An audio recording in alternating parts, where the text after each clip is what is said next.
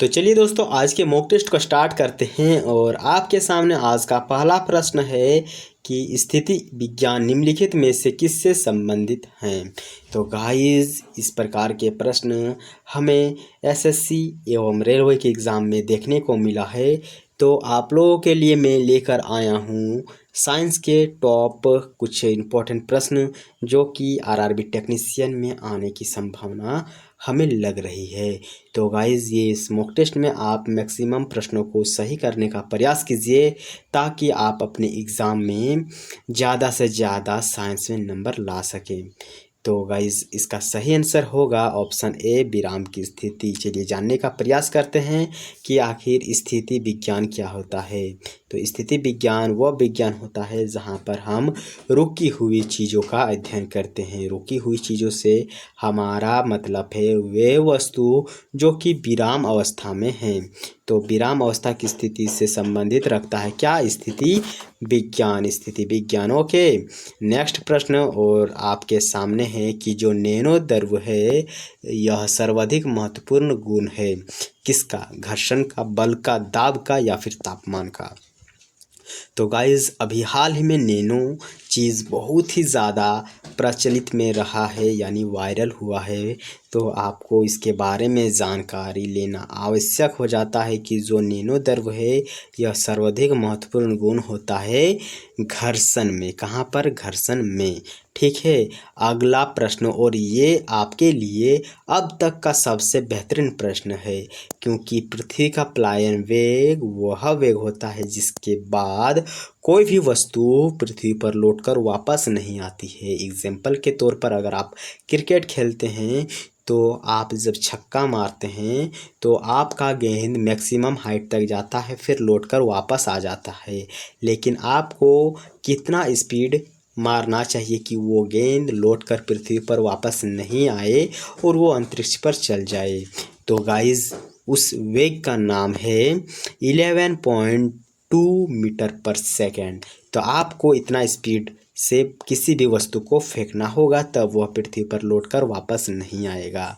अगला प्रश्न है कि जो एक गेंदबाज है ना, सॉरी बल्लेबाज है, बल्लेबाज यानी बैटिंग करने वाला यानी विराट कोहली समझ लीजिए कि कोई बल्लेबाज है, उसके द्वारा क्रिकेट की गेंद को मारने पर गेंद जो समतल जमीन है उस पर लुढ़कता है तथा कुछ देर लुढ़कने के बाद वे रुक जाता है। तो गेंद रुकने के लिए धीमी होती है क्यों धीमा हो जाता है? आपने देखा है कि जब कोई छक्का चौका मारता है तो गेंद कुछ देर चलने के बाद रुक जाता है। तो इसका सही आंसर क्या होगा? ऑप्शन आपके सामने है। हो सके तो सही आंसर देने का प्रयास कीजिए, नहीं तो कुछ सेकंड के बाद में आपको बताने का प्रयास करूंगा। तो गाइस, इसका सही आंसर ऑप्शन सी होगा कि गेंद पर गति की दिशा में विपरीत बल पर कार्य करता है। कौन? घर्षण बल। ओके, घर्षण बल के कारण ये हमें देखने को मिलता है। अगला प्रश्न है कि किसी कण को एक वृत्त पर एक समान गति करने के लिए बाध्य किया जा रहा है। कण की एक भौतिक राशि जो समय के साथ परिवर्तन हो रही है वो है रैखिक ऊर्जा, गतिज ऊर्जा, कोणीय ऊर्जा या फिर डी कोणीय संवेग। तो गाइस, इसका सही आंसर क्या होगा? रैखिक ऊर्जा। तो रैखिक ऊर्जा का मतलब लीनियर एनर्जी। तो एक कण है, उसको एक वृत्त पर एक समान गति करने के लिए हम बाध्य किए जा रहे हैं कि एक समान तुम गति करना। तो इसके लिए उस पर हमें कौन सा परिवर्तन या फिर कौन सा एनर्जी देना होगा? तो रैखिक ऊर्जा हम उसको देंगे तो वो उसी चीज़ को फॉलो करेगा। तो गाइज, अगला प्रश्न है कि एक समान गति से चलते हुए हवाई जहाज से एक पत्थर गिराया जाता है। ठीक है, तो ऐसा तो गिराता कोई नहीं है क्योंकि बस आपको पता ही है। तो पायलट द्वारा देखा गया कि पत्थर का पथ कैसा होगा।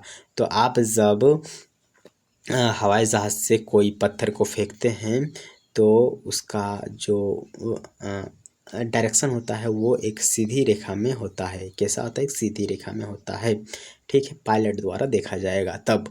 अगला प्रश्न है कि एक अंतरिक्ष यान जो कि चक्कर लगा रहा है, एक अंतरिक्ष यान पृथ्वी का चक्कर लगा रहा है, ये एक सेब छोड़ जाता है, ये एक सेब को क्या किया जाता है, छोड़ दिया जाता है, तो वह क्या करेगा, तो कम गति से गतिमान होगा, पृथ्वी की ओर गति करेगा, अंतरिक्ष यान के साथ साथ उसी गति से गतिमान करेगा। तो आपने बहुत ऐसे फिल्मों में भी देखा होगा कि अंतरिक्ष यान से अगर कोई वस्तु को फेंक दिया जाता है या फिर कोई चीज़ टूट जाता है, गिर जाता है, तो वह उसी अंतरिक्ष यान के साथ साथ गति करता है। ठीक है, आपने तो बहुत ही ज़्यादा विदेशी मूवी देखा होगा जो कि ज़्यादातर अंतरिक्ष से ही रिलेटेड होता है। तो गाइस आज हम कुछ 40 इम्पोर्टेंट प्रश्न आपके लिए लेकर आए हैं, तो कृपया करके आप हमारे इस वीडियो को कंप्लीट देखने का प्रयास कीजिएगा। चलिए अगला प्रश्न है कि भौतिकी की किस शाखा में अति सूक्ष्म कणों की चाल का अध्ययन किया जाता है। ठीक है, तो अति सूक्ष्म कणों का हम अध्ययन करते हैं, वो है क्वांटम मैकेनिक्स में। क्वांटम मैकेनिक्स में हम अति सूक्ष्म कणों का क्या करते हैं, अध्ययन करते हैं। अगला प्रश्न है कि जो बर्फ पर पानी है वह क्यों तैरता है गाइस। तो आपने देखा होगा कि बर्फ पर लोग भी फिसलते हैं, इसका कारण है कि घनत्व। क्या घनत्व, जहाँ भी घनत्व दिखे या फिर कोई चीज़ तैरने का बात हो तो आप घनत्व पर आंख मूंद कर टिक लगा दीजिएगा, क्योंकि घनत्व भी वह चीज़ है, वह कारण है जिसके वजह से कोई भी चीज़ तैर पाता है। ठीक है, अगला प्रश्न आपके सामने और है कि एक अंतरिक्ष यात्री निर्वात में सीधी खड़े नहीं कर सकते हैं क्योंकि। प्रश्न है कि एक अंतरिक्ष यात्री निर्वात में सीधी खड़े नहीं कर रहा है, सीधे खड़े नहीं कर सकता है, क्या नहीं कर सकता है, प्रश्न में हमें डाउट खुद लग रहा है। तो एक अंतरिक्ष यात्री निर्वात में सीधे खड़े नहीं कर सकता है क्योंकि गुरुत्वाकर्षण नहीं है। प्रश्न हमें डाउट दे रहा है, फिर भी एक अनुभव के अनुसार हम बता सकते हैं कि गुरुत्वाकर्षण के कारण कोई भी चीज़ सीधा खड़ा नहीं हो सकता है। ठीक है, अगला प्रश्न है कि जो ऑटोमोबाइल्स होता है वहाँ पर हाइड्रोलिक ब्रेक कार्य करने का सिद्धांत क्या है। अभी हाइड्रोलिक ब्रेक काफ़ी ज़्यादा चर्चा पर रहा है क्योंकि इस ब्रेक के माध्यम से लोग कम समय पर अपने वाहन को रोकने में सक्षम हो पाए हैं। तो इस कारण से आपको बताना होगा कि जो हाइड्रोलिक ब्रेक है ये किस सिद्धांत पर कार्य करता है। तो इसका सही आंसर ऑप्शन डी होने वाला है, पास्कल का नियम। पास्कल के नियम के अनुसार ही ये हाइड्रोलिक ब्रेक जो होता है वो कार्य कर रहा है। अगला प्रश्न है कि जो लकड़ी है, लोहा है, वह मोम के समान आकार के टुकड़े को समान ऊंचाई से पृथ्वी पर गिराया जाता है, कौन सा टुकड़ा सर्वप्रथम पृथ्वी की सतह पर पहुंचेगा। मोम, लकड़ी, लोहा या सभी साथ में पहुंचेंगे। तो गाइज ऐसा कोई नहीं, मतलब ऐसा कुछ बात नहीं है कि कोई भी वस्तु जो भारी हो या हल्की पृथ्वी पर समान ऊंचाई पर अगर गिराया जाए तो वह समान समय पर एक साथ पृथ्वी पर पहुंचेगी।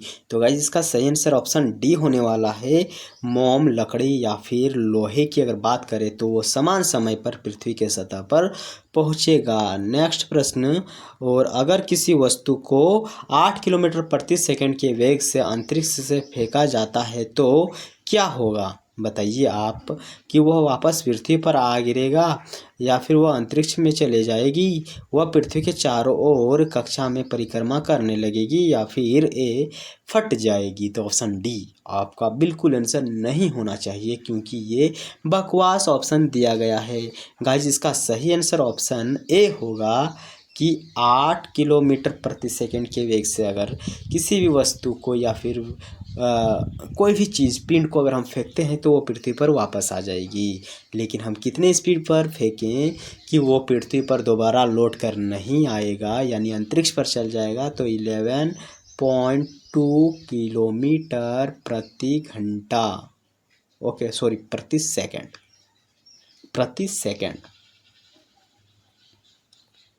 प्रति सेकंड। ओके, नेक्स्ट प्रश्न की ओर चलते हैं। और अगला प्रश्न है कि पत्थर के एक टुकड़े को एक डोरी से बांधकर त्रिज्या के वृत्तीय कक्षा में घुमाया जाता है, जिससे केंद्र पर जो डोरी है दूसरा सिरा है। तो यदि डोरी टूटता है तो पत्थर क्या होगा? केंद्र की ओर जाएगा, केंद्र से दूर जाएगा, एक सर्पी रेखा में अनुदिश चलेगा। तो गाइज इसका सही आंसर जो कि ऑप्शन सी रहेगा। जब वो टूट जाता है तो स्पर्श रेखा के अनुदिश चलेगा। तो स्पर्श रेखा का मतलब क्या होता है? स्पर्श रेखा का मतलब होता है वह रेखा जो वृत्त को टच होकर पार हो रहा है। तो आपको बताना है कि इस वृत्त में कितने स्पर्श रेखा है। तो आपको वो बताना होगा ये कि ये, चलिए नहीं बताना होगा, चलिए हटाइए, बकवास प्रश्न था। निम्नलिखित में से कौन सी एक वायु प्रतिरक्षा प्रक्षेपास्त्र प्रणाली नहीं है? त्रिशूल, आकाश तंत्र या फिर अर्ध? तो गाइज इसका सही आंसर आपको बताना है कि वायु प्रतिरक्षा प्रक्षेपा प्रणाली नहीं है। तो ऑप्शन सी इसका सही आंसर होगा, तंत्र। ओके, नेक्स्ट प्रश्न की ओर चलते हैं। और आपको इस वीडियो में काफ़ी शोरगुल सुनाई पड़ रहा होगा, क्योंकि अभी हमारे बगल में कुछ कंस्ट्रक्शन का काम चल रहा है, जिस कारण से थोड़ा हमें साउंड में प्रॉब्लम आ सकता है। चलिए नेक्स्ट प्रश्न की ओर चलते हैं। और अगला प्रश्न आपके लिए इम्पोर्टेंट हो जाता है, क्योंकि इसमें बताया गया है कि कुछ नहीं में से कुछ का सृजन किस नियम के विरुद्ध है? कुछ नहीं से कुछ का सृजन किस नियम के विरुद्ध है? तो आपको यह जानना आवश्यक है कि जो द्रव्यमान संरक्षण का नियम है, यह बताता है कि वस्तु को ना तो नष्ट किया जा सकता है और ना ही वस्तु को ना तो नष्ट किया जा सकता और ना ही बनाया जा सकता है।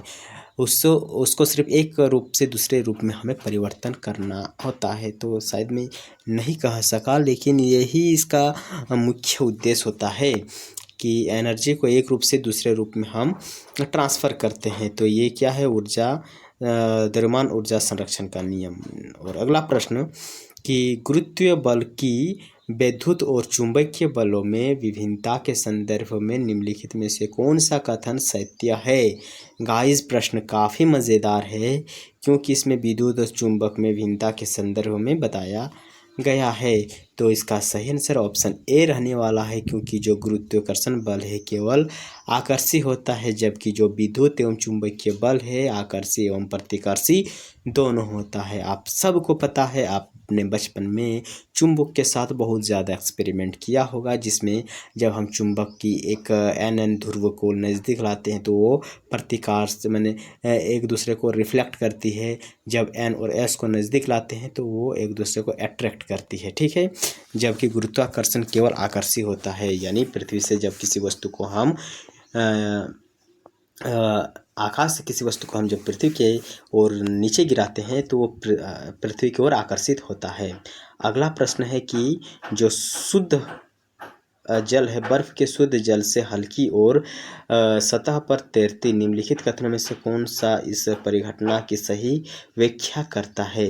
मैं प्रश्न को और एक बार पढ़ना चाहता हूँ, क्योंकि मुझे समझ में नहीं आया है। आप सबको भी मैं यह सलाह देना चाहता हूँ कि जब आपको प्रश्न का शब्द समझ में नहीं आए तो कृपया करके आप उस प्रश्न को और एक बार पढ़ लीजिएगा, ताकि आपको समझने में आसानी हो। बोल रहा है कि जो बर्फ़ है शुद्ध जल से हल्की है, पता है, तभी ना बर्फ़ पानी में तैरता है और सतह पर तैरती है। निम्नलिखित कथनों में से कौन सा कथन इस घटना का सही व्याख्या करता है? तो आप इसमें देखने का प्रयास कीजिए कि कहीं यहाँ पर घनत्व का तो बात नहीं कर रहा है। अगर घनत्व है तो आप उसको सही टिक कर सकते हैं, लेकिन इस ऑप्शन में कहीं घनत्व की चर्चा नहीं की गई है। तो मैं आपको बताना चाहता हूँ कि इसका आंसर क्या होगा। तो बर्फ़ में जो हाइड्रोजन बंध है एवं अंतराली छेदों के साथ खुले रूप से संरचना दिखता है। तो ऑप्शन सी इसका सही होगा, क्योंकि बर्फ़ में हमें हाइड्रोजन बंध देखने को मिलता है। Pencil, okay. तो बर्फ़ में है हाइड्रोजन बंध देखने को मिलता है, जिससे वह जो अंतर राली छिद्र है उसके साथ खुले रूप से वो संरचना कर सकता है। तो अगला प्रश्न है कि वायु की मात्रा बढ़ने पर अपरिवर्तित रहेगा। सॉरी, वायु नहीं वस्तु है भाई, कहाँ हमारा ध्यान। इस साउंड के चलते आज हम आपको आसानी से यानी अच्छा से पढ़ा नहीं पा रहे हैं, क्योंकि हमारा ध्यान भी उसी तरफ है। ठीक है, फिर भी मैं आपको वीडियो प्रोवाइड कर रहा हूँ ताकि ब्रेक ना हो क्लासेस में। तो गाइज, वस्तु की मात्रा बदलने पर अपरिवर्तित रहता है घनत्व, द्रव्यमान होगा। इसमें जिसको हम पीपीटी बनाने देते हैं ना, वो भी भाई गजब बनाता है। मात्रा बदलने पर इसका घनत्व अपरिवर्तित रहेगा, घनत्व सही है इसका। जब किसी वस्तु को पृथ्वी से चंद्रमा पर ले जाया जाता है तो क्या होता है। तो पृथ्वी से जब हम उसको चंद्रमा पर ले जाएंगे तो जो भार है वो घट जाएगा, जो भार है वो घट जाएगा, लेकिन द्रव्यमान अनचेंज रहेगा। 20 प्रश्न हमने कर लिया हूँ, और 20 प्रश्न के साथ मैं आपको एक चीज़ बताना चाहता हूँ कि अगर आप इसका पीडीएफ चाहते हैं तो हमारे टेलीग्राम चैनल पर जाकर आप इसका पीडीएफ कलेक्ट कर सकते हैं, या फिर आप कमेंट में हमें पीडीएफ लिख दीजिए। मैं आपको एक लिंक दूंगा जिसके माध्यम से आप इस पीडीएफ को आसानी से डाउनलोड कर सकते हैं। चलिए हम अगला प्रश्न की ओर चलते हैं, और अगला प्रश्न है कि साधारण यंत्र किसी वस्तु की सहायता करता है, कम बल का प्रयोग करने भी उतना ही मात्रा में काम करने में इतना कोई बात नहीं गाइस। आज हम 20 प्रश्न तक रखते हैं, क्योंकि साउंड हमें